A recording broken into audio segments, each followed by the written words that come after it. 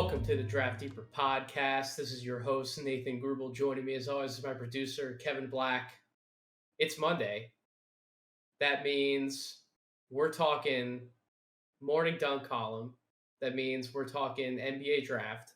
That means Tyler Rucker is joining me to give his thoughts on some prospects. Not just any thoughts, though. This is a special episode because if you read my morning dunk column over at NoCeilingsNBA.com, you know that I talked about my guys.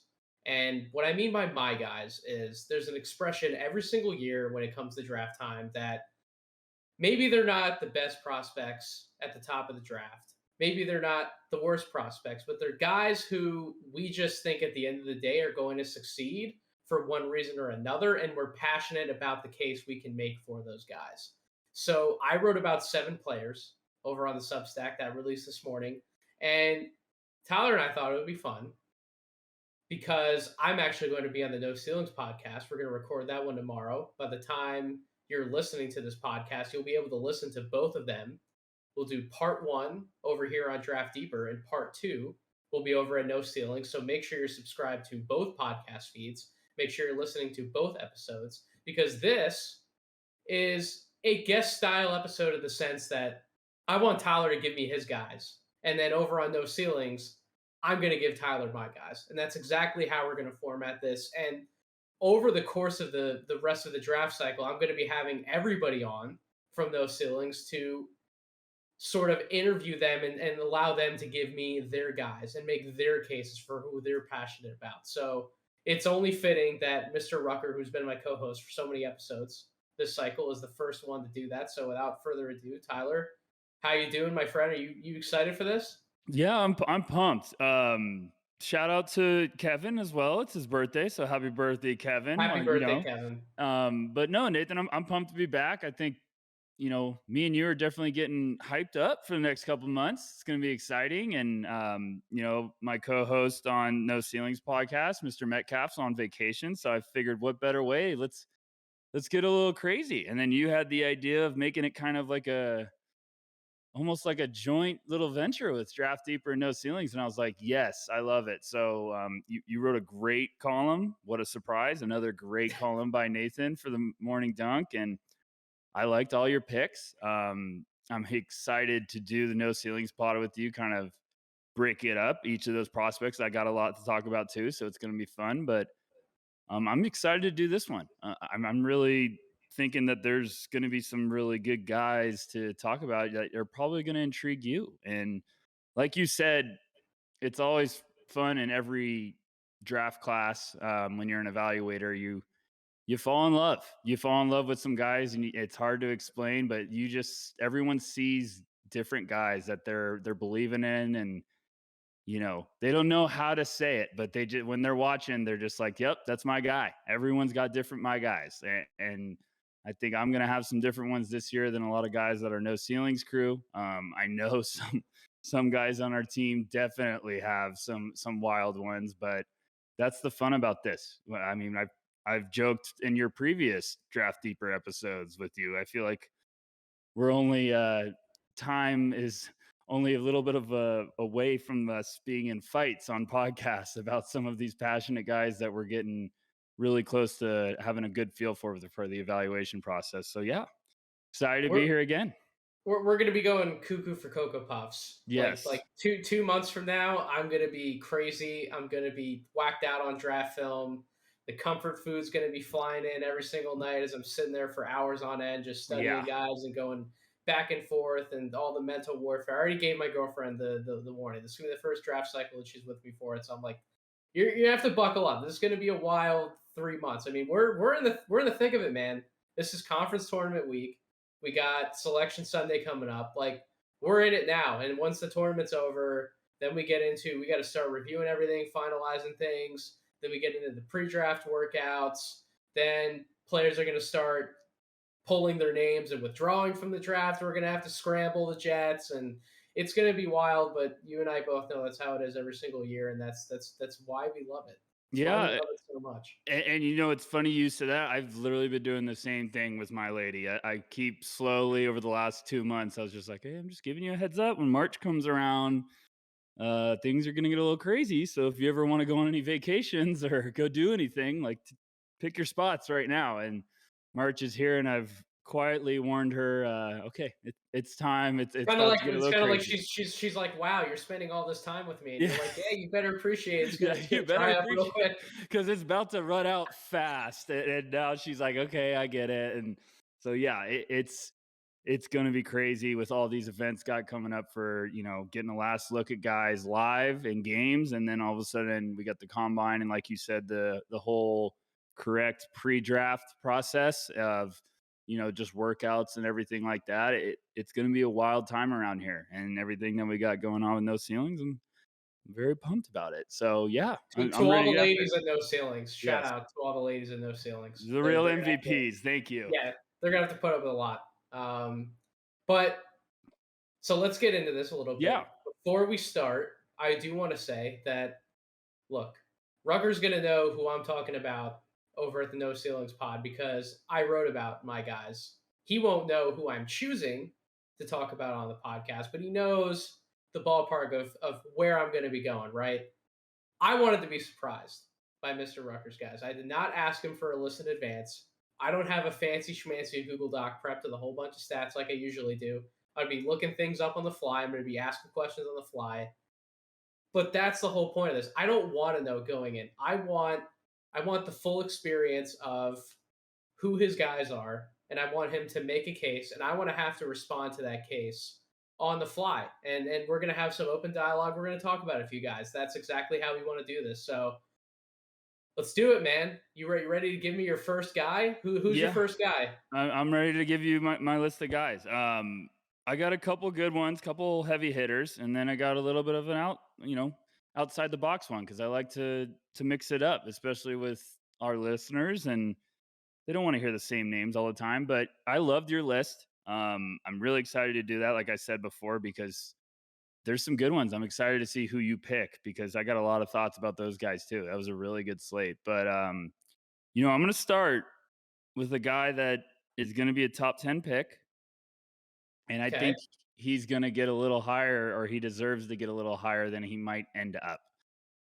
And I know once I say this name, you're going to be like, of course, but I'm one of my guys that I'm really all in on now is Bennedict Mathurin of Arizona. Wow. See, that's I swore I thought you were coming at me with Keegan Murray. No, no, I no, no. knew Well, that. I thought that's where you're gonna go. he is going to be mentioned in a little bit. So let's start Okay. with Benedict first. But you know, for everyone that saw your list, like the big boy that you mentioned, I very much love. And then there's also some other guys there that are very, very high on my list. But I think Mathurin's the one not getting enough attention. And I don't know if it's because we're so obsessed with guys like Johnny Davis and Jaden Ivey that maybe he's just hasn't been the buzzing name throughout the year, if you know what I'm trying to say. I want you to talk about that specifically though, because I made a tweet about this Mhm. about like a week ago, Yeah. and I talked about how Bennedict Mathurin feels undervalued at this point, and somebody commented on the tweet and they said, "How is he undervalued? I see him in the majority of mocks in like top 10 or like late lottery. Like he's not being mocked anywhere outside the lottery. How is he not getting enough attention?" And my counter to that was, do you see anybody going out of their way to talk about him? Do you see anybody going out of their way to write about him like you just did for No Ceilings? Like, how much of that type of content solely around him have you seen? Or is it just people talking about Arizona basketball? Or maybe they're running through the top 10. It's like, yeah, oh yeah, Bennedict Mathurin. Like, he's kind of there by default, whether that's a product of this draft class or like you and I would both agree that Bennedict Mathurin deserves to be there. And I think that's really what you're about to touch on is that there's not enough conversation around why he deserves to be there. He's kind of just an afterthought, like, yeah, he's going to be in the top 10 when it's all said and done. Yeah, I think it might have been you that me and you were just kind of talking back and forth off the podcast one day. I think I was like, I think he's underrated. And this is me saying like I think I have Mathurin around, 7 or 8 right now. And I still feel like he might be a little bit underrated, which what you're saying is spot on. I think there's a lot of people out there that, and I'm not just putting this out like, oh, you guys are wrong. I'm just saying, I think the vibe with him, I think this is happening with a lot of guys in this class is everyone's like, oh, he's in that 8 to 10 range. Yeah. And I'm like, Yeah. well, why can't he be higher? Like, are we scared to jump all in? Is there something that everyone's not intrigued by? Because I've heard some people say he's undersized, and I'm like, well, he's around 6'6", 6'7", with a good frame. And he's also playing alongside a very big Arizona team. I mean, Dalen Terry's probably going to be a guard for the next year's class, 6'7". Their starting bigs are around 7'1" and 6'11". They've got size there. They've got some serious length. And I've just been very impressed with the flashes of upside that Mathurin's shown throughout the year. I think he's taken developments in so many aspects of his game. Can I make a quick comment about his Yeah, of height? course. Like Of course. PD Webb put out a tweet today that I thought was hilarious, and I don't know if I'm the only one who chuckled at it, but he put out a poll of kind of like player A through D, and he put out their stat lines, and he's like, choose one of the players, and he put one of them was Bennedict Mathurin freshman year, Mhm. and then the other one, the last one was Bennedict Mathurin sophomore year, and Bennedict Mathurin freshman year was 6'6", and Bennedict Mathurin sophomore year was 6'7". I don't know if he actually grew that inch. I don't know. I had a good laugh about that one. I'm like, I think PD Webb knows what he's doing with that tweet. But anyways, Yeah, go on. no, but that's I love that. I love the polls that don't tell you what player it is or stuff. It's just like you have to figure it out. Like I think Yes. that's great. But I've just he came into this year, returned to Arizona, like build some buzz after showing some promise as a freshman as like a sharpshooter from outside. Had a really strong summer with FIBA with Team Canada, and everyone was like, "Oh, he's probably going to be a late lottery guy, especially if he can show some more offensive versatility." And he's shown that and more. He's shown us some playmaking upside. If you go watch that USC game, you'll see plenty of it. If you watch him closely throughout the whole year, like I've seen plenty of it. There's definitely some vision and feel and understanding. And I think now he's playing with a better feel for the game. Like he's slowing down, playing with some pace, but he can also get after it on the boards.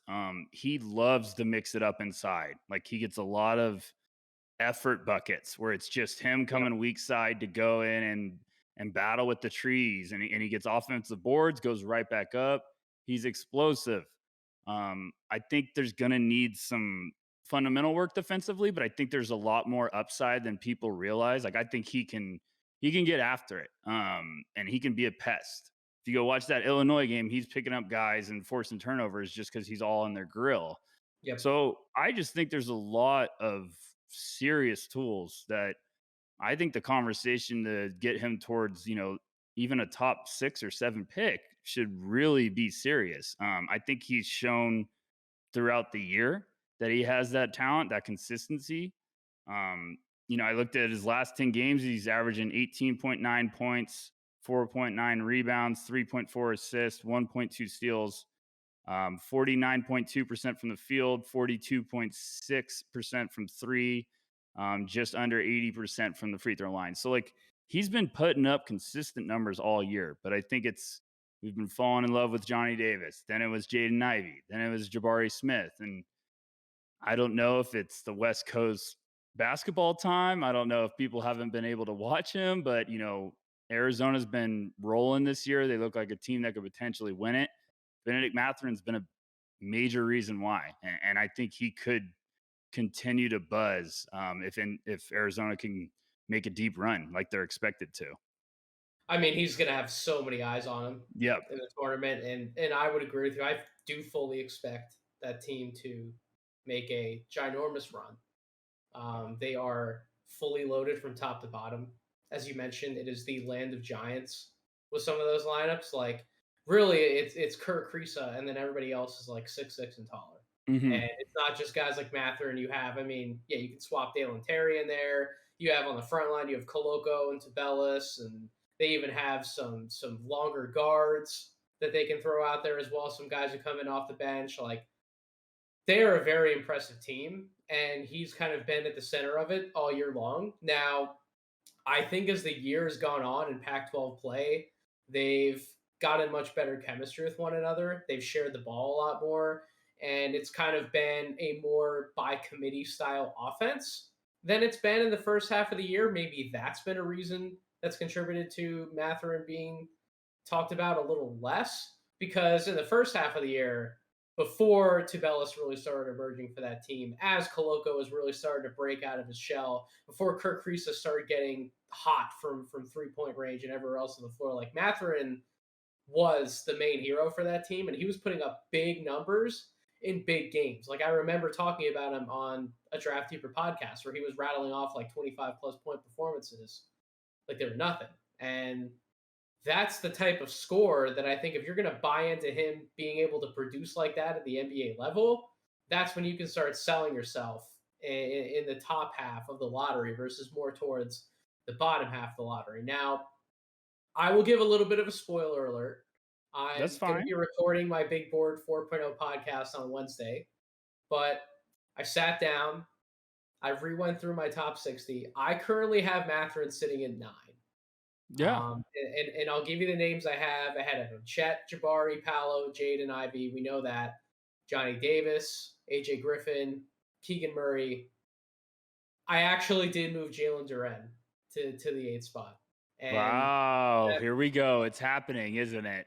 that's It's a little happening. fiery. Some people listen to this podcast. I've had Duran kind of in that late lottery range for a while, but I flip on the tape of him, and not to make this podcast segment about him, but I flip on his tape, what he's done over his last few games. Specifically, I'm wearing my Temple Owl sweatshirt here. Shout out to my school, Temple. But I flipped on that game. Temple's not an easy team to go and get buckets against because they have so many guys who are like between 6'5" and 6'8". They play that defensive style that Texas Tech likes to play, that teams of similar size like to play. They just have so many guys. They have so many different options they can throw at somebody like Duran. And Duran, to his credit, he did almost whatever he wanted to against every single person they threw at him. And he's been doing that over the last like 2 to 3 weeks. So when you combine that along with what we know about his physical tools, his athleticism, what his upside could be as a special 5, I think I put him back in that 8th spot. And I'm more willing today to roll the dice on him than some of the other guys in the back end of the lottery. But I have Mathurin right there at 9. Where does he currently sit for you? I'm not making you like rip your whole big board apart, but like No. It's fine. where was he last time at least? I've had him around. I had him at 8. I Okay. still have him there, but I'm having a pretty big heart to heart about moving him up one spot. Because when I get close to feeling pretty good about guys, it is a war to switch one spot. Because then I'm like, okay, am I really going to do this? Because I don't like going back. I don't like swapping and then the next day being like, okay, I'm going to move it back. Like I'm like, no, stick to it for a little bit. But it's definitely when you get to that range, if you're climbing up, it's a big deal because that's the top 7, like those names you just rattled off. There's some serious talent in those names. I don't think that top 7's not changing for me. I'm right there with you. So that's where I'm at. I've got AJ 7. So there's my battle. My battle is how much do I really believe in my guy? And it's going to be a good battle, but I'm not ready to switch any of those guys up too much yet because I'm just starting my extremely deep dive process, and I think I'm just finishing up on Paulo, so that'll be fun. And Jabari's next, but I get it. You got me all messed up with the Duran stuff now because he's on my next coming list, and then I feel like I'm the only guy who's been slow to come around on him. Oh no! I'm still slow. Metcalf, I think, still slow, but I'm preparing for anarchy with that film session because it's I know Corey's been talking in your ear for the last few months. Like, hey, oh yeah, hey Rucker, come on, oh. just move him up. He texts me like 5 a.m. He's like, "What do you Duran? He could be pretty good." And I'm like, "No, leave me alone. Stop." So he's definitely bought as much stock as he possibly can. But I'm excited to watch all these guys. I joked with you before we hit record, like feel like I'm at 20% of where I want to be. And when I get to 80%, I'm probably going to be fighting our whole No Ceilings crew on podcasts. So it's going to be great. I'm excited about it. But yeah, just, Mathurin, I really do think I understand everyone if they have him in that 8 to 10 range. I think he's a top 10 pick, 100%. I think absolutely deserves to be it. If he goes 8 or 9, I think that's a great get for whatever Yep. team he goes to because, he's done a little bit of everything this year. He's shown some stretches of games where he's been a better distributor. He's shown some stretches of games where he's been an attacker. If you go watch some of his film, like he gets through the lane and the lane's clogged when he slithers to the basket. Like Yep. he can navigate traffic. He gets downhill. I just think this could be a really good addition for that next NBA team where it's an offensive force. Because like you hinted on earlier, Nathan, he had a stretch of notable games throughout the year where he was averaging over 20 a game, like a number of times. So like he can get hot and stay there for a while.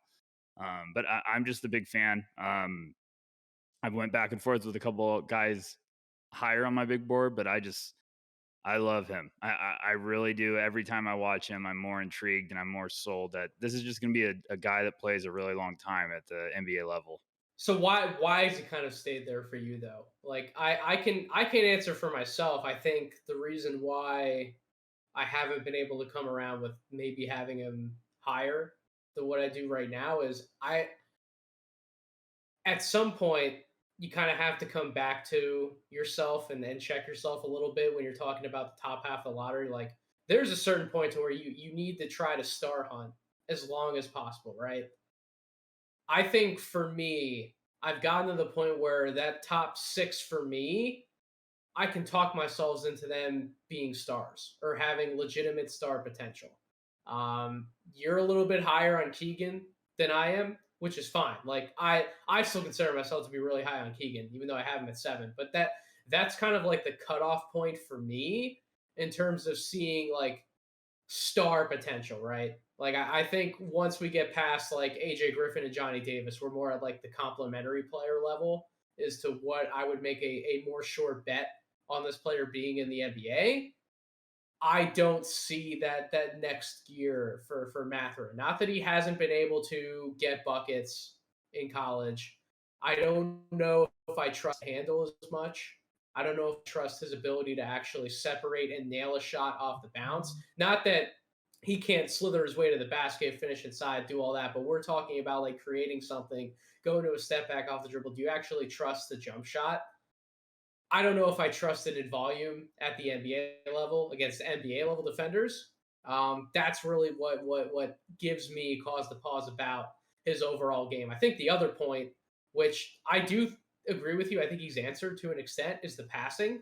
A lot of people didn't know if he could be a passer off of a live dribble, keep the ball moving, not necessarily be a bull in a china shop and kind of just crash into the defense and then hope that something happened. I mean, you look at pick and rolls, including passes, 67th percentile, isolations, including passes, 55th percentile. I think those numbers alone answer those questions for you. But yeah, it's really about how high level of a shot creator is he? Would that give him the upside as much as some of the other guys if you were to reach that point to where I think like a Johnny Davis or like an AJ Griffin is right now, for example? Where are you at on that? You know, those guys, I understand like the excitement when they're shot creation. Like I get it. They're special. I'm probably like, if you had made me answer right this second, I'd probably be like, I think there's 7 guys that I'm probably saying have star, like legit star contribution, like upside. And Matherin's probably kicking down that fence, right, at 8 for me. But I do think the growth from 1 year has really been notable. And he is still really young too. Yes, Like as a sophomore, he like just turned 19, right? he's gonna turn 20. I think right before the draft. So I still think there's like he's shown enough development in the versatility offensively when it comes to like shot creation because we came into this year we wanted to see if he could create more off the bounce, get his shot in more ways. He's shown some pull up game. He's shown some nice touch on his floaters on attacking the lane. that clip everyone's going to see against Tennessee. He had that like step back for a three. That was beautiful. We're like, okay, if he has that. So that development from his freshman year kind of gives me the idea that it's not a finished product yet. There's still some levels to be found. Now, I'm not trying to say he can't be a star, but I would say I just still think of him as like a high level prospect where it's like, okay, he might be right on that fence of reaching that potential like stardom. Like, I don't see him coming into the NBA and being like, every team's going to say, hey, here's the ball, go get us buckets right away.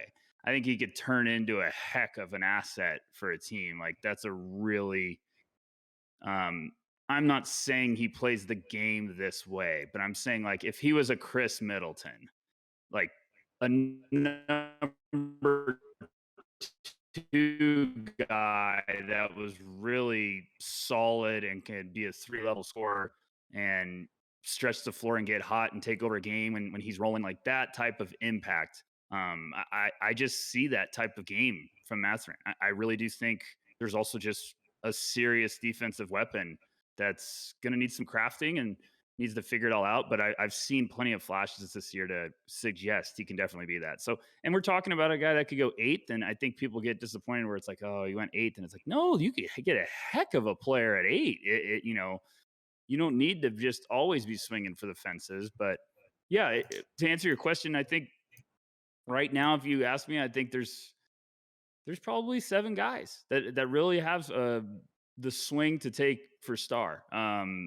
It could be 8 with Jalen Duran, depending on what I watch and evaluate. And I know some people think that he has star upside, but I definitely think what you're saying, like those 7 guys you've mentioned, they're definitely worth the swing. They definitely have tools to be legit stars at the next level.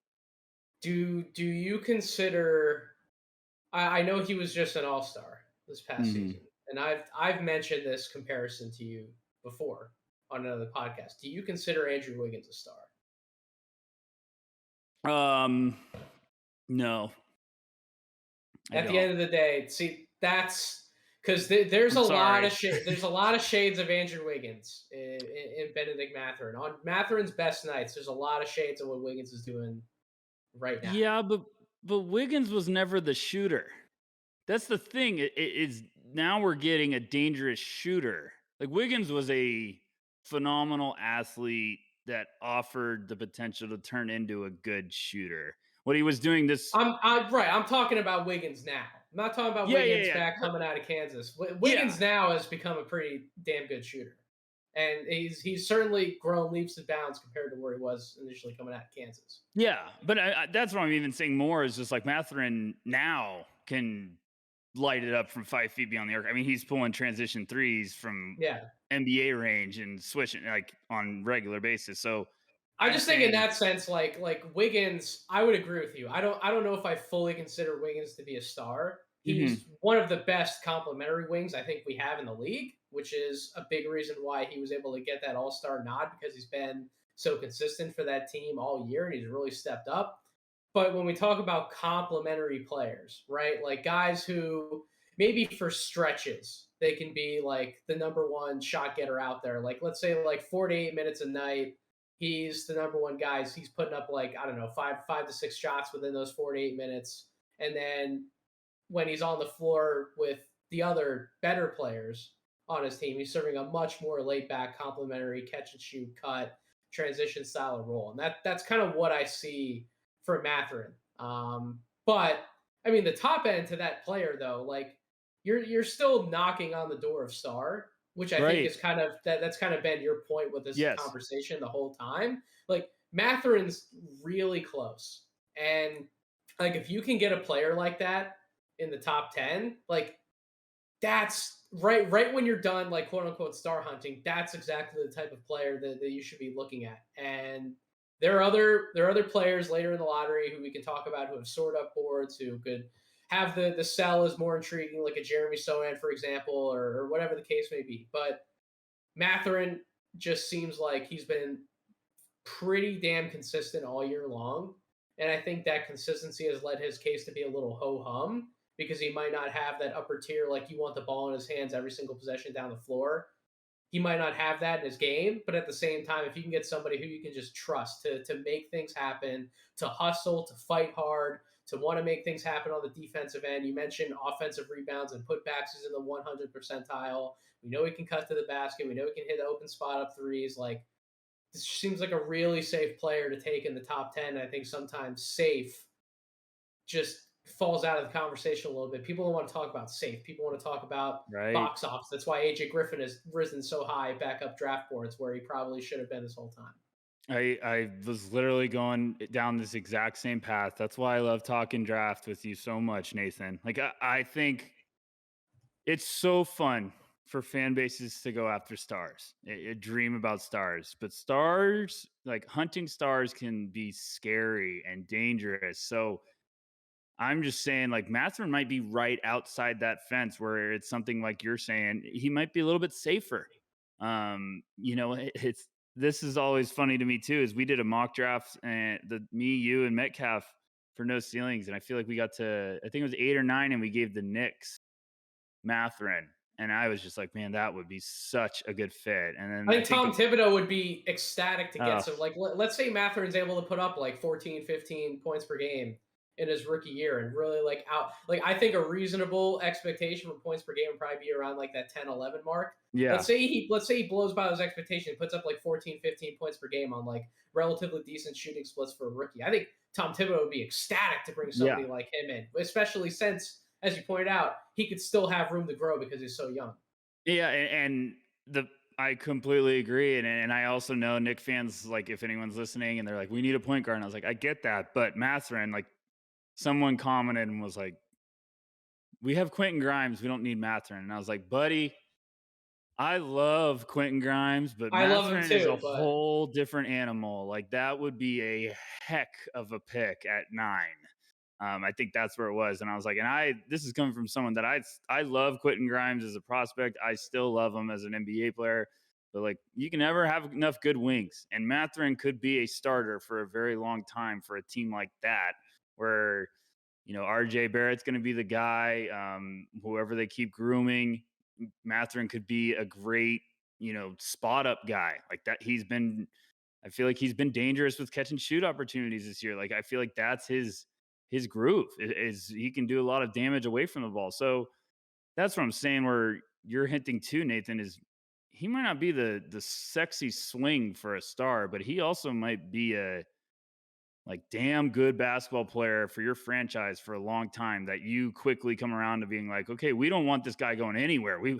He needs to be here forever. I mean, that's just the type of talent and ability I think he has in his game. And I really do think he's going to be one of these guys that we look back and, if he goes 9th, we might be like, man, that was a nice pick. Like, why didn't he go earlier? And I mean, it always happens, but there's some sexy star power in the top 7, 6 guys. And I get it. But I also think when you're picking outside the top 5, you need to be more open to the ideas of going for guys that are going to maybe not be the stars, but they're going to help you not be picking 5th next year. They're going to help you get out of the lottery. So, and I just think Mathurin is going to be one of those guys. That's why I've loved watching him. I think there's still a lot of good basketball waiting to be undiscovered. And yeah, that's my guy, and I could talk about him all day if you want. If we want to just do this only about Mathurin, like, let me know. no, I think we did get enough words in on him, and you and I are pretty much in full agreement on him. The last thing I'll say is really the only play type that he's struggled in this year by Ooh, I want to know synergy this. Yeah, I want to know is this. is in isolation, but he's only registered 11 possessions that they've categorized as isolation. He's registered the most possessions in transitions, in pick and roll scoring as the ball handler, and spot ups. And he rates out good to excellent in those 3 categories. Can So can I ask a question on the spot, and it'll potentially make me look dumb? What does he catch and shoot? So catch and shoot, he's actually not as good as what he is off the dribble. Catch and shoot, he's in the 47th percentile. So Wow, that's a little he, surprising. Okay. he's 32.1% on catch and shoot shots in the half court, and jump shots off the dribble in the Ooh, half court, 71st percentile, that's big. 33%. So slightly better. Big number. Yeah, interesting. What's he highest at? See, now you got me down the rabbit hole. What's his highest percentile at? Or So give me a big one that's gonna make me smile. I mean, transition. We already knew he was a dangerous Yeah, transition threat. he's lethal transition. 86 percentile. Okay, I'll take that. On cuts, he's in the 75th percentile, That's a good which is one. another. Again, we keep listing off attributes of complementary players. Can you hit spot up shots? Can you cut to the basket? Can you run out on the break? And can you play defense? Which he also rates out in the 61st percentile defensively, which I know you said about there may be some fundamental things that he has to definitely get coached up in, but we know that he at least gives a lot of effort. He tries and he cares. And at the end of Right. the day, if you give the right amount of effort and you meet certain criteria athletically, you're going to end up figuring it out with enough coaching in the NBA, especially if you are smart on both ends of the floor, which Mathurin is. So I believe in him. Maybe he's not going to be a lockdown defensive guy, but he's going to hold his own on the wing. I 100% believe that. So Yeah, I'm right there with you. I think those numbers don't surprise me. The cutting, I wish I mentioned earlier, he's really impressed he's me as a really good, cutter. really good. Really quick out of his cuts. Like he can make guys look foolish, defenders, and then they throw lobs for him because he lives above the rim. Like he can get crazy up there.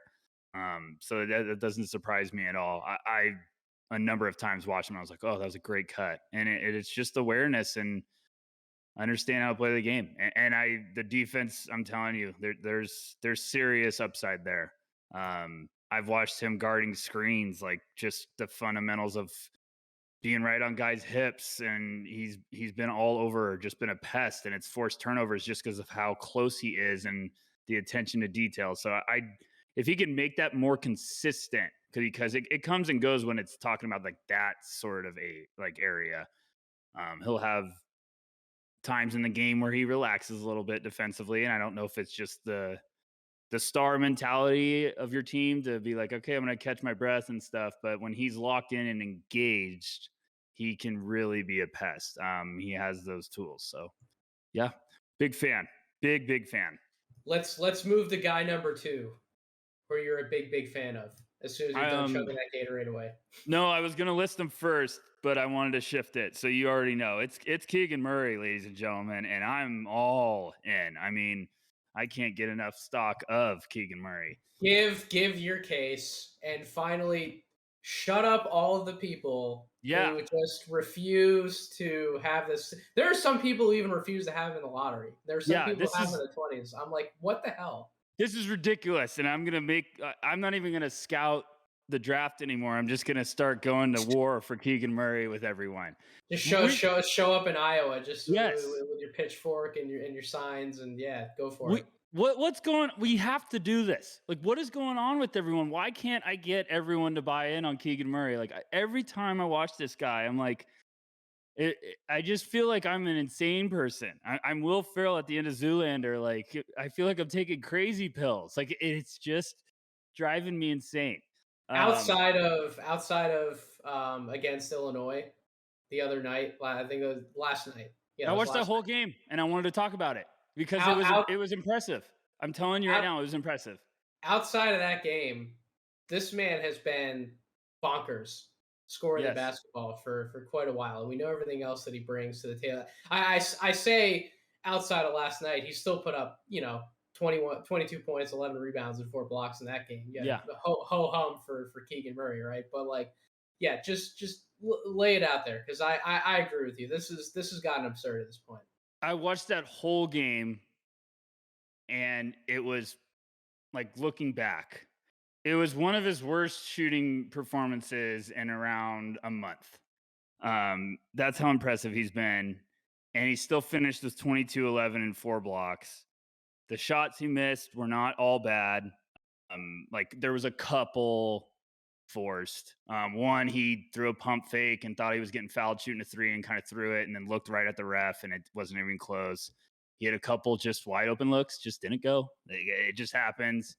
Then he got cold for a little bit and then he started taking over when they needed him to. And I was like, this is impressive. He started getting the line, missed a couple bad free throws at the end. And I was like, that's bad. But it was one of the toughest games shooting that I've watched from him all year. and he still was 22-11 and 4 blocks. And the 4 blocks were beautiful, like just rotations, like awesome. I just think this guy has it. I think this is going to be an absolute steal, whoever takes him. He just And doesn't make mistakes. no, I he's rarely just a see him gamer. make a mistake. He's a hooper, and everyone's overthinking it, and we're picking him apart, and everyone's scared to jump into the deep end. And the water's fine.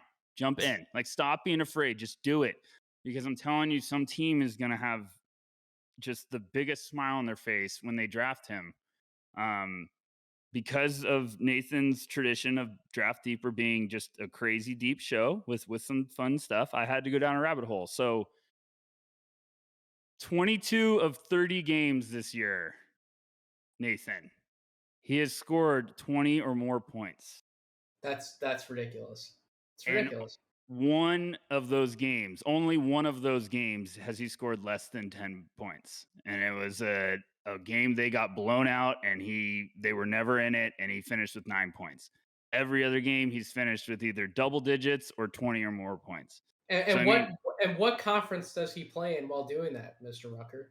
I mean, what else do I need to say, Nathan? I'm telling you, I'm in love with saying, these guys. what conference is he playing in that he's doing that in? He's playing in the Big Ten. And for my money, I think the Big Ten's been the best conference in college basketball. Am I wrong about that? Yes, exactly. And everyone was like, well, can he do it when conference play comes around? And I'm like, yeah, he's doing it and more right now. So he's averaging 23.3 points per game, 8.6 rebounds, 55% from the field, 38% from three, a 37.8 PER in the best conference in college basketball. And listen, I loved hopping on him early in the season when I said that he's the mid-major killer. I want to see what he does in conference play. Like this can't just be what he's going to do all year long. And he's done it. He's done it. He hasn't slowed down. He has absolutely put up, outside of the ridiculous that NCC game where he had like 27 points and 21 rebounds. He had like the 2020 game.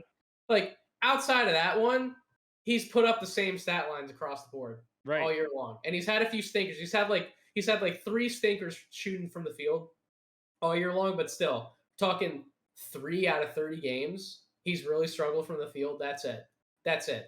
That level of consistency is so rare for a college prospect. It's absolutely insane. Someone who is also as young as he is and has legitimate NBA upside. We're not talking about like 4th-year senior Dougie McBuckets like pouring in and having the type of games that this guy is. We're talking about Keegan Murray. So I'm sorry, I'm blown away at this point. There just comes a point, I know you're going to touch on this in a second. There just comes a point where the statistical production outweighs some of the prior biases that you've had. Yes.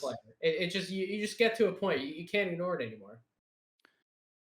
Every criticism that someone's like thrown at me, I've been like, no, that's wrong. And I don't do that ever. I'm like, this is wrong. Like, am I just not the one seeing it, or is no one else seeing what I'm seeing? Because like someone will be like, well, he's too old. And I'm like, what are you talking about? He's not too old. Like, I get that he's an older sophomore, but when I say the word young, like, he's still young when he gets into the NBA. So, for sure, let's pump the brakes. And it's like, okay, yeah. So that's a good thing in a weird way. Like, he's going to be able to come help a little bit earlier than you're expecting. He's not going to be a 19-year-old power forward thrown into the wolves. And then I've seen some people be like, he can't create. And I'm like, I'm seeing this guy throw step backs from beyond the arc. I'm seeing him take the ball off the dribble, attack the rim. Like, I understand those when people are trying to be super specific about creation. I'm like, yeah, but there's serious ability to get where he wants. Like, he can navigate. Being able to navigate, move without the ball, and set yourself up and be in the right place in the right time, those are aspects of creation. Yes, Nathan. That people don't talk about. I agree. Yes, Nathan. Get it? I'm loving this. Now you got me running to a wall. Just because he can't hit step backs like Jason Tatum doesn't mean that he's not as efficient when he gets to the elbow and he's catching it and he's firing every single time, or he's getting downhill off that catch at the elbow, and because he's able to outmaneuver his opponent. Any bigger guys that are on him, he has the footwork to get around him, get by him, go to the up and unders, do whatever. Like, just because his creation doesn't look the same as like Jason Tatum, that doesn't mean that he can't create. So And that's what I've told Metcalf asked me earlier in the year. He's like, "Man, what is it? What am I missing?" And I was like, "Watch him away from the ball. He puts himself strategically in places. Like yeah, it's moving to a certain spot on the floor, and it's not all of a sudden out of nowhere all the time. Sometimes it's just like he understands spacing. He understands like where the lapses in the defense are, where people are falling asleep. And then he can suddenly just cut in the smallest window to create that like little flash. Like that's why I keep joking. Like he's boring to watch because you have to pick up on everything that's so impressive because it's just a little attention to details. But every time I watch him, I'm just absolutely impressed with him. I think he has I understand why everyone's hesitant because I joke and say he's boring. Like he is boring to watch. And our boy Metcalf said he's death by 1,000 cuts after he watched him later because he just lulls you to sleep. He backs people down. He uses hesitations and body fakes to get them for up and unders. But he's showing he can hit deep NBA range. And they aren't just all wide open. It's him little jab step, and then all of a sudden just taking one from 3 feet, 4 feet beyond the arc. And you're just like, man, like he's just doing this all year. I still think he's got some great footwork. I just really do. I think this is a guy. I'm telling you right now, Nathan, you could tell me I'm crazy. He's 6 on my board.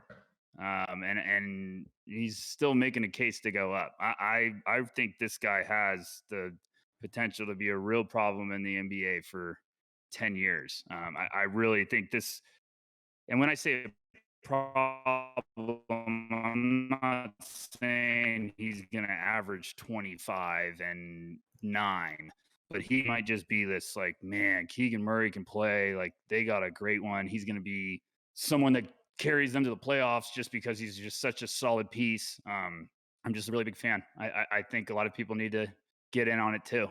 I wish people could see it. It's fun. I'm very, very I much enjoying it. I think you are too. Sounds like you're starting to see it too. what do you Green mean light. starting to see it? Rucker, I've been out in force with you on social media, like trying Yes. to educate people. Like, no, you need to watch a little closer. You need to pay attention. Like, I could fully see him averaging, maybe not like right out of the gate, but we're talking like by year 3, year 4, all the way through a bulk of his career. I could see him putting up like 18 and 9 in the sleep. Yes. If you're putting up 18 and 9 in your sleep, I think a lot of NBA GMs are going to want to have you on their team. And that's Yes. somebody who's going to get paid.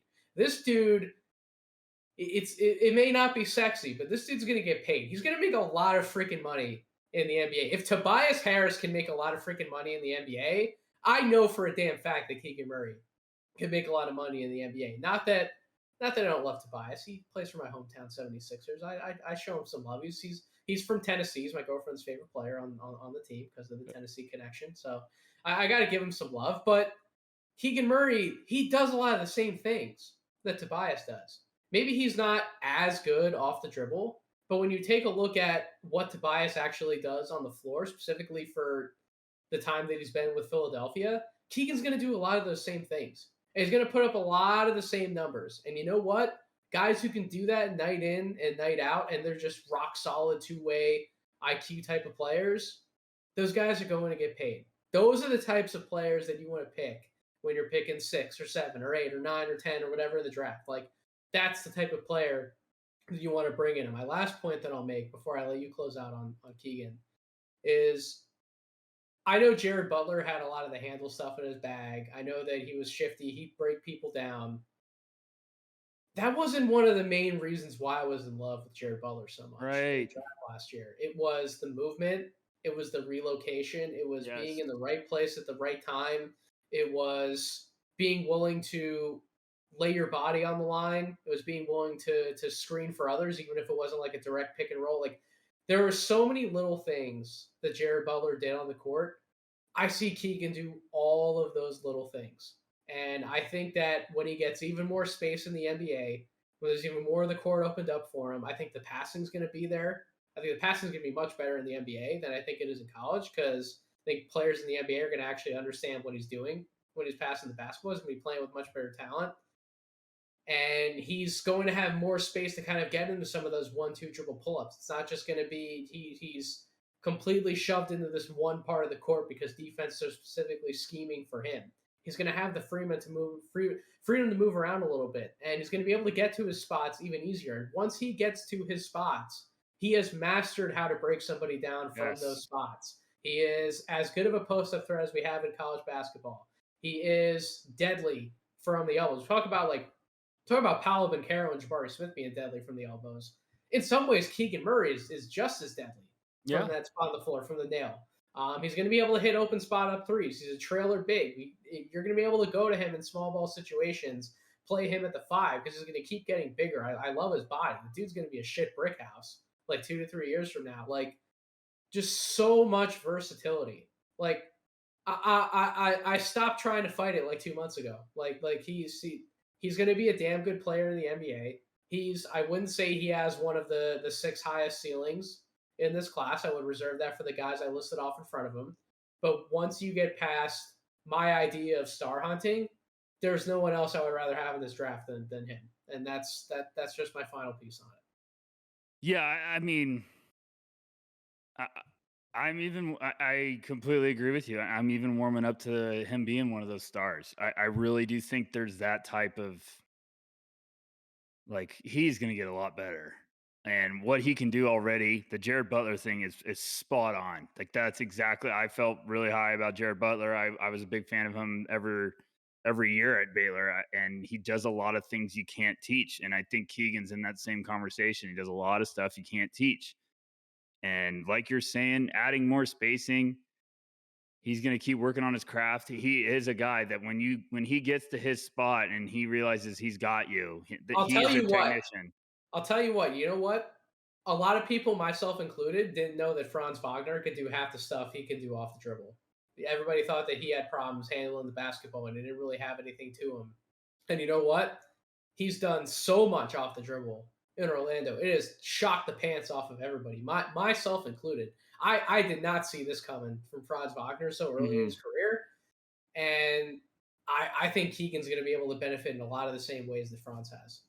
Yeah, and 100% if he goes to the right team, someone's going to be like, oh my gosh, we're going to unlock another level of his game. Because I don't mean to downplay any Iowa fans listening, but they have some really bad offense.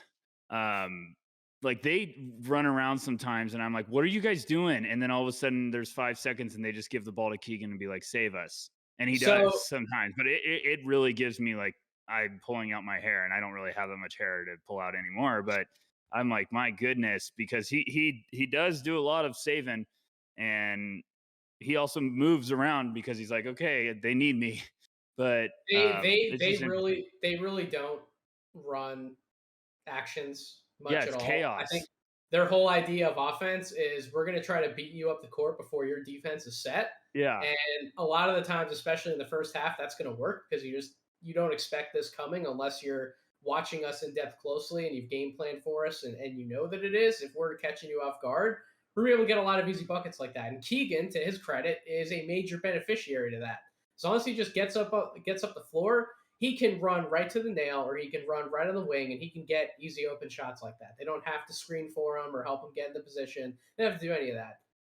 When the opposing team catches on to what they're doing and they get back and they run back like Rutgers was when Corey and I saw Iowa and Rutgers set up. They knew exactly what was coming. It was a nightmare for that Iowa team. And to their credit, they still battled back. They hit some impressive shots. Keegan included hit some impressive shots in that game, albeit that was one of the games I think he struggled from the field a little more than usual, but I think it was because Rutgers was just so prepared to play them defensively. And I think that just comes back to the coaching. It comes back to the spacing or lack thereof. Yeah, that offense, when I watch them, sometimes it really looks like a tire fire because they rely on so much pace and not enough actual movement, not enough drawn sets. And when Keegan gets into the NBA and he's with a coach who actually knows how to draw up offense, and that coach, even when Keegan's a rookie, that coach is going to draw up like 3-4 plays a night, at least for Keegan. And Keegan's going to be like, holy hell, why didn't I have this in my career sooner? Like, this is amazing. It's going to be like a whole new world for him. Exactly. And I really do think that's going to happen. Like, I think someone's going to be like, we're going to run motions in this. And all of a sudden Keegan's going to be like, how do I have this much space? Like to go to work? What are you talking about? Like I don't know. I just think the fundamentals, the shot, like what he's doing, he's shown some creation off the dribble where he's shown some flashes of like between the leg step back where I'm like, if you add that to your bag, oh my goodness. And he's like done it and it's looks smooth and it's just like in and out. But I'm like, oh gosh, if that's gonna be unlocked in a year, I pray for opposing defenses. So yeah, I'm just a huge fan. I really think, I got him 6 and he might end up a little higher. So that's my Defensively, I'm all into just yeah. kind of like close it out. Like people are like, how is he going to operate as like as a small ball big? Do you trust him as like a backline rim protector when you bring him out in space on a switch? Like, is he just going to be carved up by opposing? I trust him fully. I trust him 100% to figure it out. I really don't think he's that slow laterally. I think he's going to figure it out. I think he's going to be just fine. So yeah, two-way. I'm all in. So we've been in agreement. Yeah. 2 for 2. 2 for 2. What's the next curveball? Okay. I'm a little crazy with this one. Everyone in the world should know how I feel about Trevor Keels, so I'm not gonna say it. I'm gonna leave him out of this one. Because I got plenty of time to go back down that rabbit hole. But I'm gonna go with his teammate. Oh boy. Mark Williams is my guy. I love me some Mark Williams. That is ACC Defensive Player of the Year, Mark Williams. Oh boy. Number 15 in your programs, number 1 in your heart. And I knew I was going to piss off Nathan because he had a guy on here that he's going back and forth with. So if you stayed past the Keegan Murray session, you are in for the grand prize, folks, because now Nathan's about to get ready to go to war. Thankfully, a lot of my audience does actually listen to the majority of the podcast here, so they're still here. They're intrigued. Yeah, I want you. Yeah, please. Give me the Mark Williams pitch because you know what? Boy. Corey's tried to give it to us all year long. Metcalf is there. Now you're there. I've been there. I've been there. This is my boy. Yeah, but one of my guys. I don't know if I'll bring him up on the No Ceilings podcast. I had a feeling. I knew you couldn't hold it. You had to say who it was because it's a good rivalry because it's brewing. Go ahead. One of my guys is Walker Kessler. Yeah, exactly. I think at the end of the day, I'm much more. I feel much safer projecting Walker Kessler to a long-term NBA role with a team than I do about Mark Williams. And that's not to say that I don't think Mark Williams is a first rounder, because I do. It's not to say that I'm not buying into his athletic talent, which I do. Rucker, I've watched so many Duke games this year. I mean, it's Coach K's last season. I've kind of like been a little bit of a Duke fan my whole life. I remember watching those older teams with my dad when I was growing up. That was just kind of a thing in our household. So you knew I was going to be watching anyways. But the fact that they have so many prospects on that team, obviously, the No Ceilings, draft deep, we're locked in, baby. I just never come away from watching any of those games, and I'm like, you know what, man? Mark Williams was the best player on the floor tonight. You know what? Mark Williams did all of these things that just completely blew me away. Like, damn it, he needs to be a top 20 prospect. Like, I see some of the highlights. I get some of the things he can do. I know how high the man can jump. I know how much of a vertical lob threat he is. I know how many shots that he's blocked in the ACC. I know that he's the ACC Defensive Player of the Year. I've just never been blown away by his technique or how he actually goes about things. Like I don't know. Like, tell me why I'm wrong, because this is a case I'm absolutely open to coming over to your side. I'm open to it because I've seen all the accolades. I see some of the numbers. I'm not there. So maybe you can get me there. My hot take with Mark Williams is you can't watch him and obsess of what does he need to work on to take the next level. I think you just gotta this might be what he is, and he might be this at the next level. And that is a lengthy rim protector with a motor to run the floor, super athletic, smart player that can get after it defensively and be a force over the boards. I think he's going to be he's going to be like, it's not going to be fun to project because all of a sudden you're thinking like, oh, well, can he unlock the shooting? And it's like, no, like Walker Kessler probably has the edge when it comes to projecting like an outside shot because there's flashes there.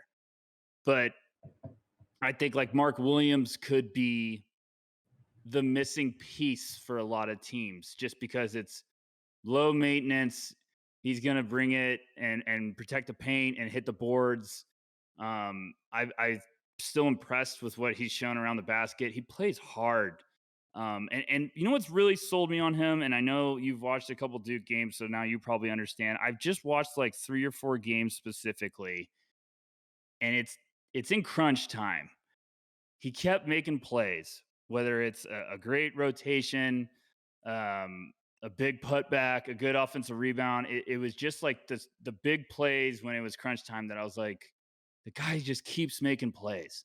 And that's just kind of pushed the envelope a little bit forward for me. But every time I've watched him, I've just been impressed. And I think this is going to be a guy that he just is going to stick. Like if he could go somewhere and doesn't have to be like, I'm not trying to say he's DeAndre Jordan because DeAndre Jordan out of college was a freak of nature athlete, but just that type of role where it's like somewhere has the offensive pieces. He's not going to be fed the ball ever and be like, okay, go get us buckets. They're just going to be like, we have bucket getters. Just go destroy the boards and make an impact defensively. I think that's where he'll really thrive. And I think he's a first round pick, but if he went to a playoff team, that would be a huge boost. I feel like I've done a mock with you and we like projected him to go to the Milwaukee Bucks. Like that would be a very nasty combination if Mark Williams is on the floor with Giannis. So that's what I'm trying to say is like, I'm buying into him being that type of player. Even like we've done one with the Charlotte Hornets getting him, like he would be a great impact there.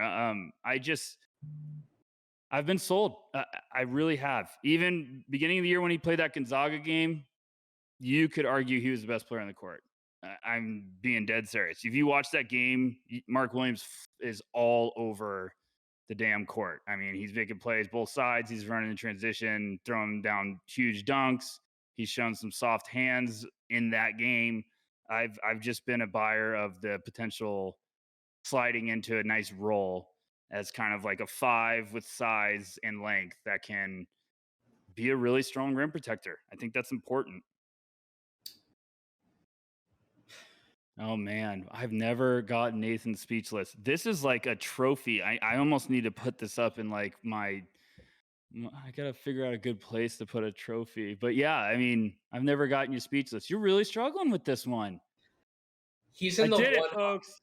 He's in the 100th percentile offensively. So yeah, no shit. He's my guy. Why do you do you think I pick losers? I pick guys that just get after it. I know what I'm doing, folks. $100 million. In transition, he's 91% from the field. On cuts, he's 90% from the field. You know what I'm thinking, Nathan? You're wanting him to be 18 and 13 a game.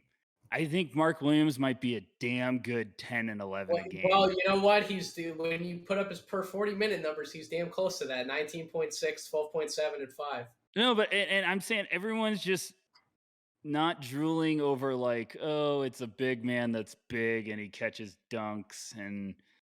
But I'm like, yeah, he's also putting up some heck of a performances and he's not getting the ball in that offense a ton. Like you know his role. Paulo's getting the ball or AJ's getting the ball, and then Mark's just grinding. I mean, he's grabbing his lunch pail and just punching the clock. And I just have I have a weakness for those guys. Like those guys are the ones that are going to keep bringing it, even when they're not winning a game. They're going to keep bringing it. Here's why I've left the door open. Okay. So I listened to a redraft podcast that Sam Vecini and Seth Partnow did. Shout out, Sam. Seth Partnow had the 5th pick in that redraft, and I can't remember the year for the life of me. Like all these drafts just blend together, but he had the 5th pick in it, and the class that they did, he took Daniel Gafford with the 5th pick, and I was sitting there I was listening to this on my way to one of the Rutgers games that Corey and I went to. I'm trying to like get in the mood, listen to a good basketball podcast. I'm trying to get pumped up. And he took Daniel Gafford fifth, and I was like, why the fuck did he take Daniel Gafford fifth? 2019, that is. So 2019. So of all the players who were available in the 2019 draft, he took Daniel Gafford fifth, knowing some of the issues that he's dealt with the asthma and the fact that he's probably not going to be like a 30, 32 minutes a night center in the league. But because in the 20 to 22 minutes he gives you, which is what Mark Williams is playing at Duke. Mark Williams is playing 22.4 minutes per game at Duke. He is so incredibly effective with what he can do. He's so athletic. He has the size, the length. Mark Williams is what? He's 7 foot. What is he? Does he have a 7'6" wingspan? I think It's up like there, that. and he's about 240. So he has the physical tools. He's hyper efficient finishing around the basket. And if you're this is what falls apart too in some big men cases, is that people want to scout and project some of these big men as like these rim runner fives who we know will thrive in NBA systems because of what they can bring defensively, but also what they think they can do offensively.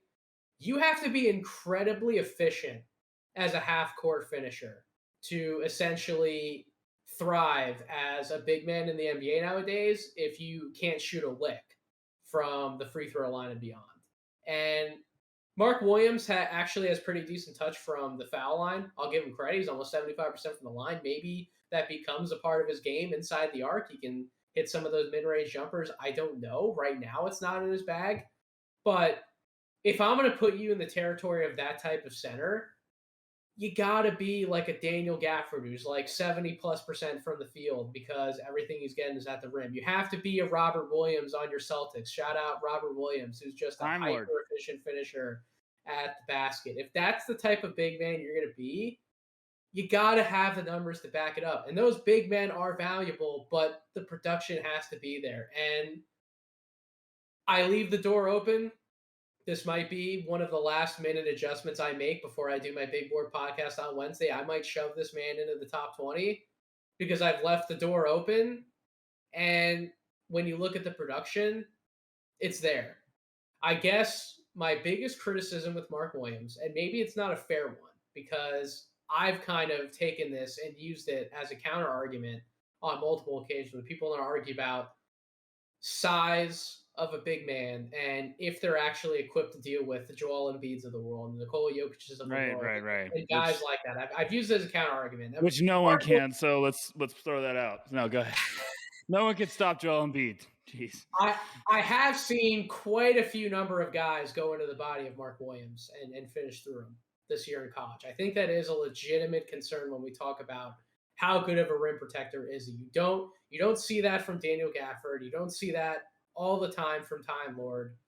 I think that is a part of Mark Williams has to figure out how to not let everybody go into his body and finish through him unless you are like one of the better big men in the NBA. Like, yeah, I'm never going to use that as a crutch. Like, if you're Joel Embiid and Nikola Jokic, you're dropping 30 on anybody. Like, who gives a crap how good of a job you can do on those guys? It's about the 25 to 26 other starting centers in the NBA. What can you do on them?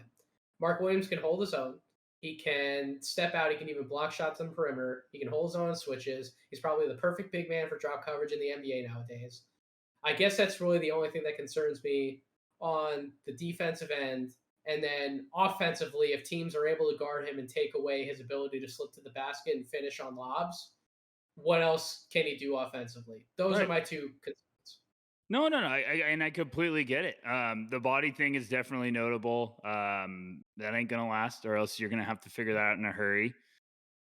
You know what just sells me on him is he just seems like he's playing so damn hard all the time. Like if he's making a mistake, he's going 110%.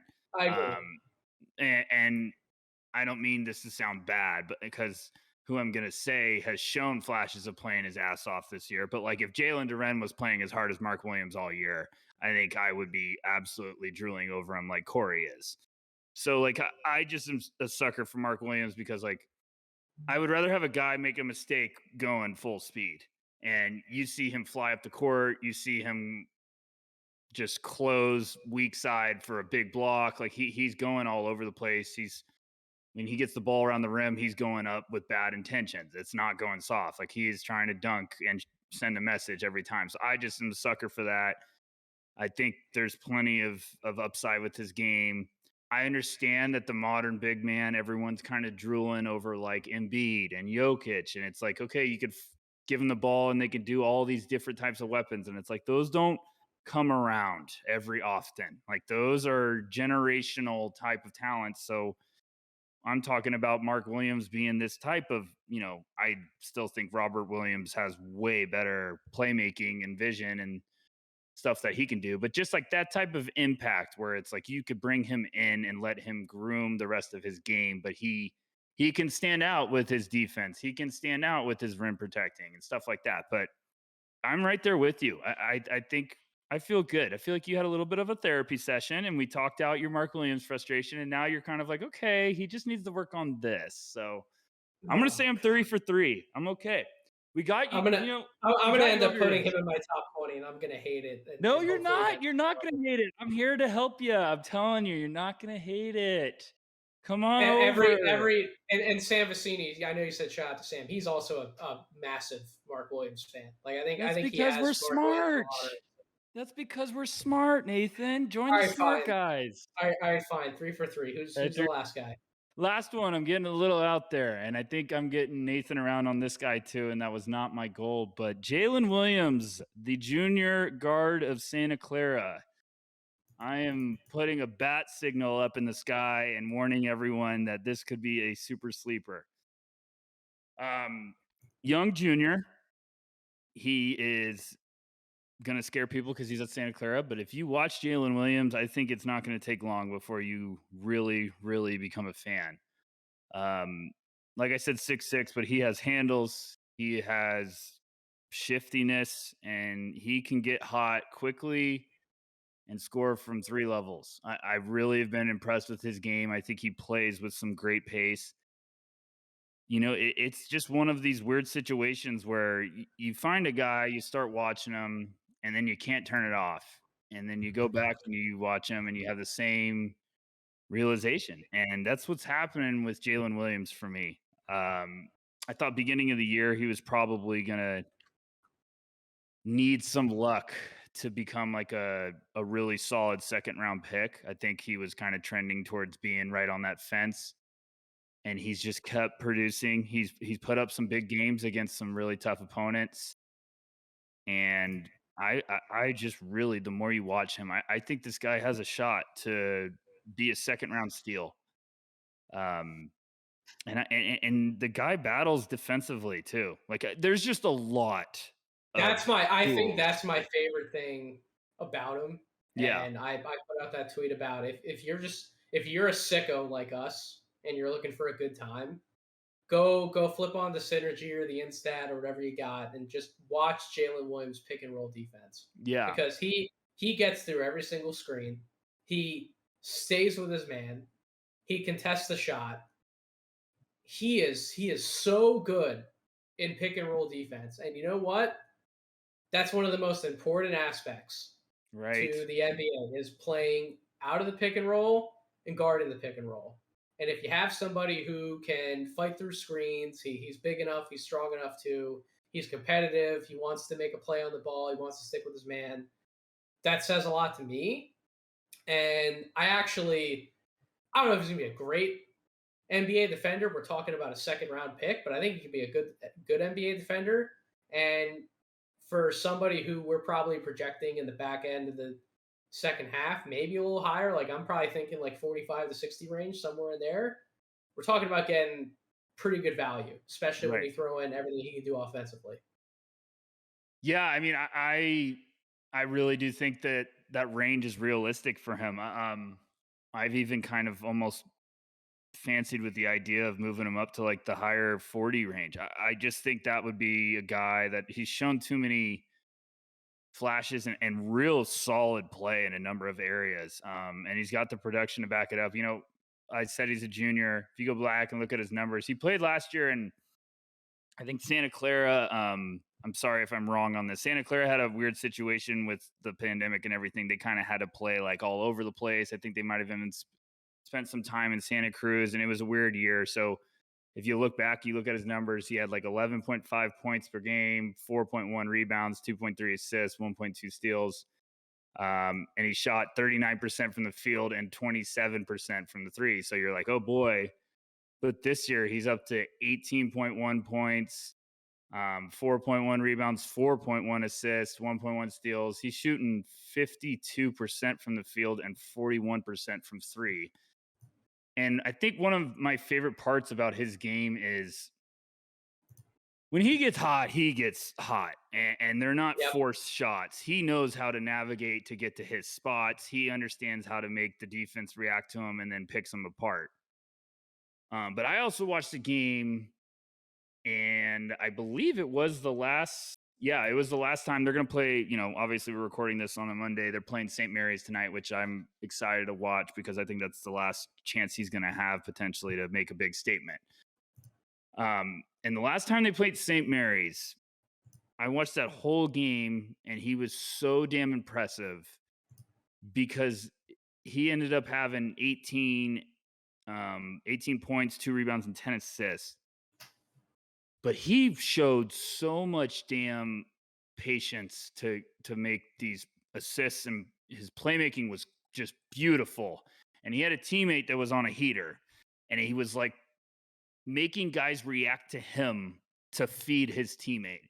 It was just awesome. Like, they had a big stop on defense. He got the ball, brought it to the middle, like kind of sealed the guy off, and then just threw like a dump right back to his teammate. And his teammate hit a transition three, but it was like after his teammate hit a couple buckets and he was like getting on a heater. And I just love when guys like recognize, like, okay, my guy's in a role. He's on a little bit of a rhythm right now. Let's feed him.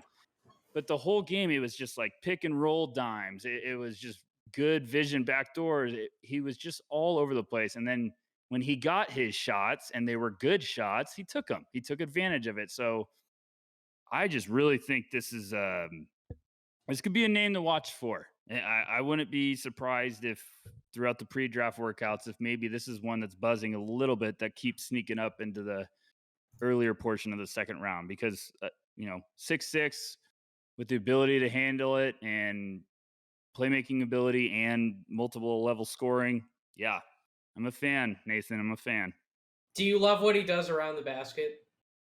Yeah, I mean, he's shown some really nice touch. I think when I talk about around the basket, I know people are talking like specifically finishing at the rim, but I also think like the intention to go down to finish at the rim and then also reacting to at the last second stop on a dime and throw a floater. Like I consider that part of his game, and I really do think he's got some really soft touch when it comes to his floater. He's shown some nice flashes around the basket.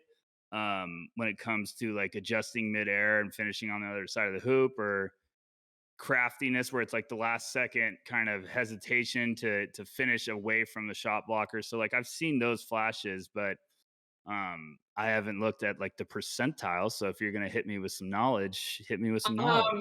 I'm not. Okay.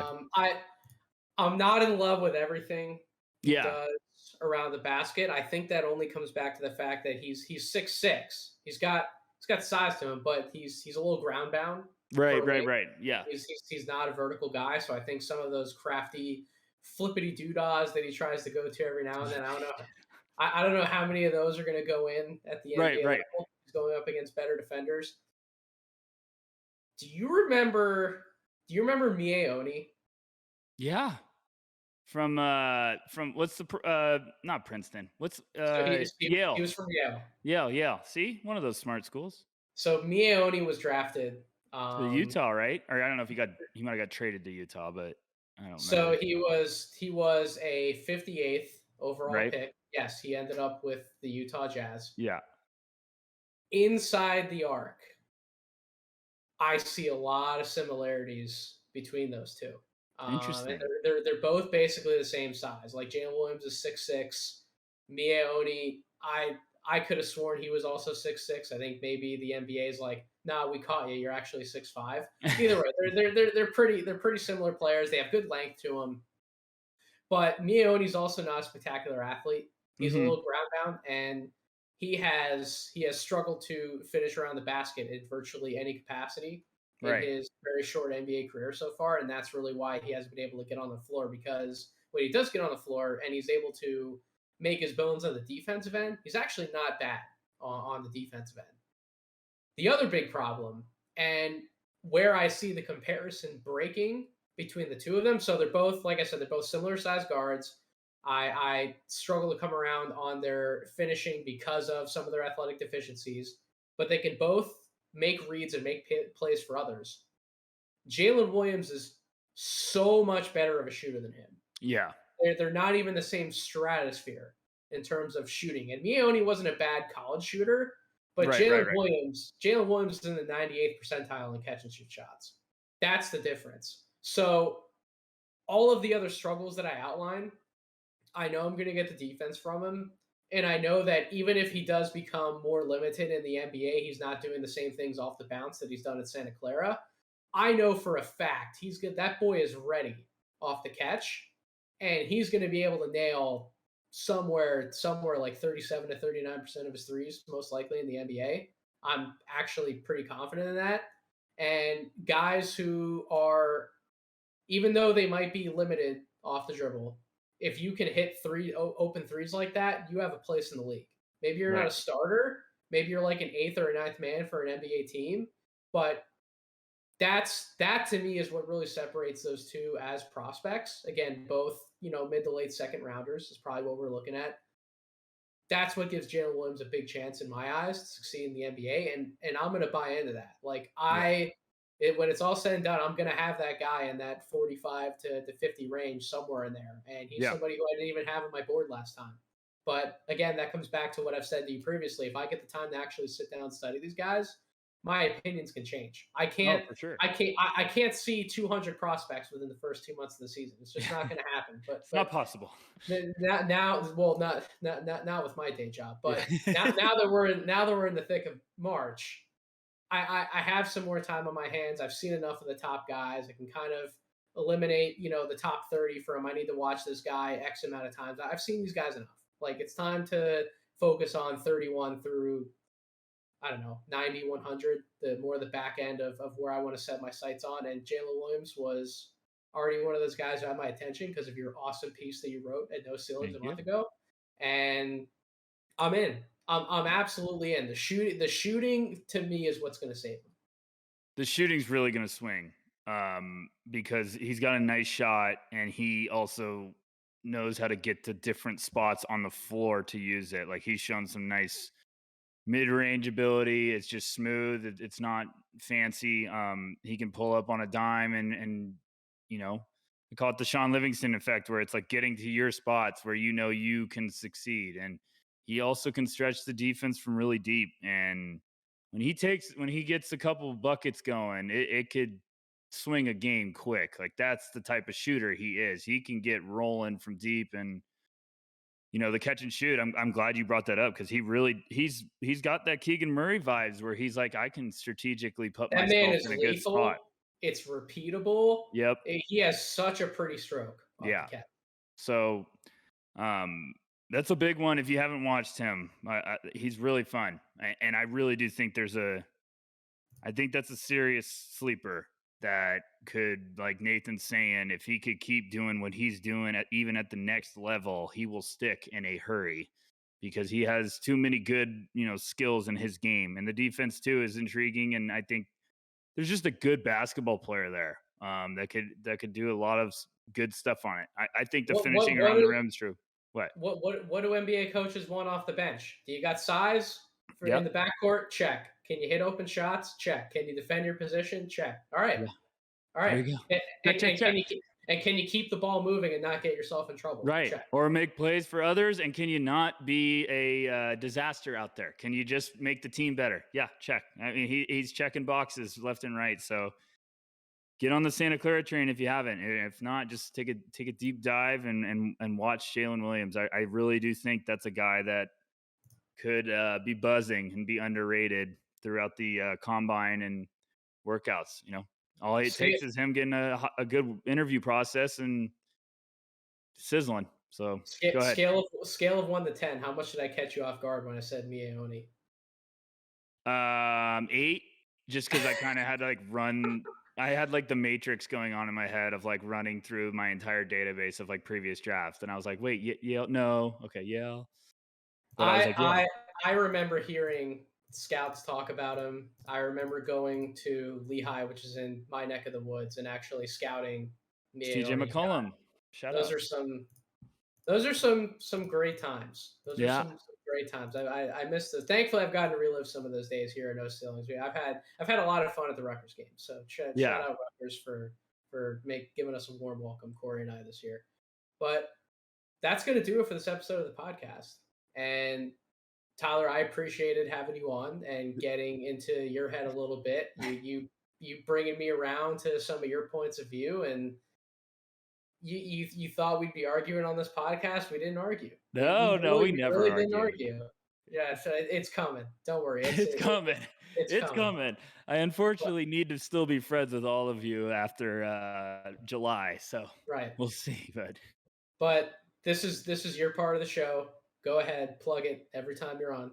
Well, most importantly, Nathan, thank you for having me on to do this, because I know, you wrote your piece, but tomorrow I'm very excited to record the No Ceilings with you, and we're gonna focus on you, big guy. So thank you for letting me shine some light. But I'm at noceilingsnba.com.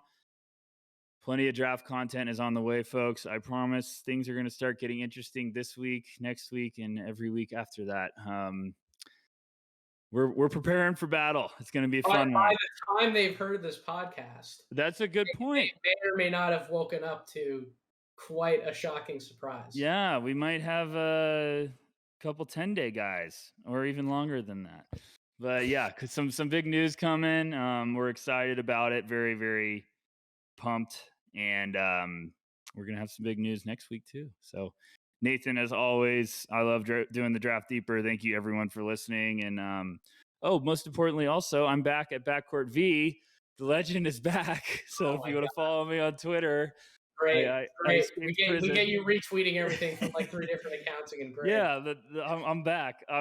But hey, moving forward, I'm gonna probably shift that to a new direction. So I'm pretty pumped about that. And yeah, most importantly, thanks as always, Nathan.